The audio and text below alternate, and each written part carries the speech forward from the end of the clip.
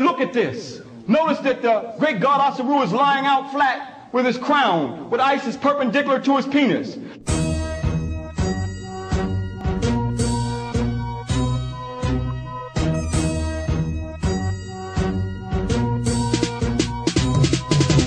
We're about to deal with this science of our ancestors as it was taught to me by the Grand Master Yosef Ben Yakanan, as it was taught to me by the Grand Master teacher Ashraf Kwesi, as it was taught to me by the Grand Master Dr. John Henry Clark.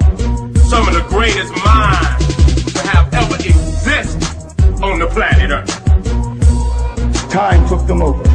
Now we're dug out to come back to see where the story came from. And so we want to deal with the black woman as God, but we want to deal with her in the terms of mathematics. Going back over 3,000 years, you see Isis form herself into a bird, this beautiful African goddess.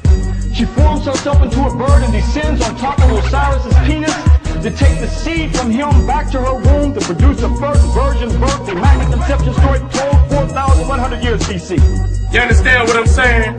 But your ancestors had the first concept of the resurrection, the virgin birth, and the world's first holy city.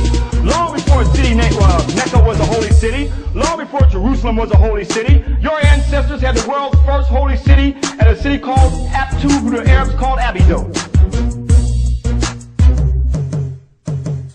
Some of us seem to have forgotten this, and they are regurgitating.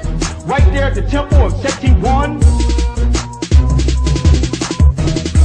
But let it be known that your brother Seti Intwy took his oath at the Grand Lodge of Waset, and I don't give a fuck about none of you motherfuckers. Because we believe in the resurrection.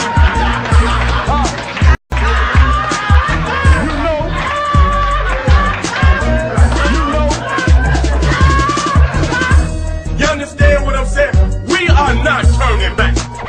It is the most low-life ass Arabs that built that goddamn dam over there and sunk all our damn temples up under the goddamn water.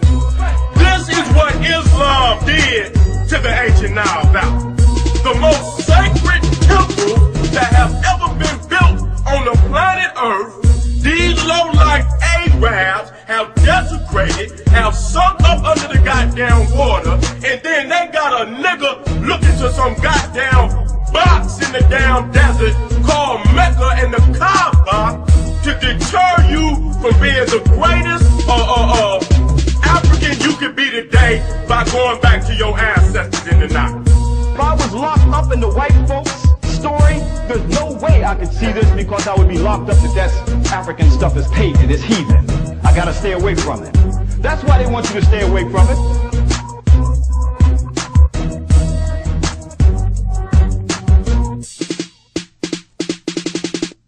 We can go back to our sacred temple and our ancient writings.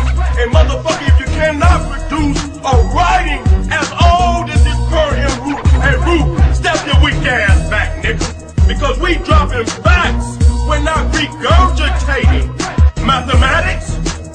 On this release, brothers and sisters, you can see many concepts where they came in, as I said, like scavengers and picked different people of her assessed with her holy child.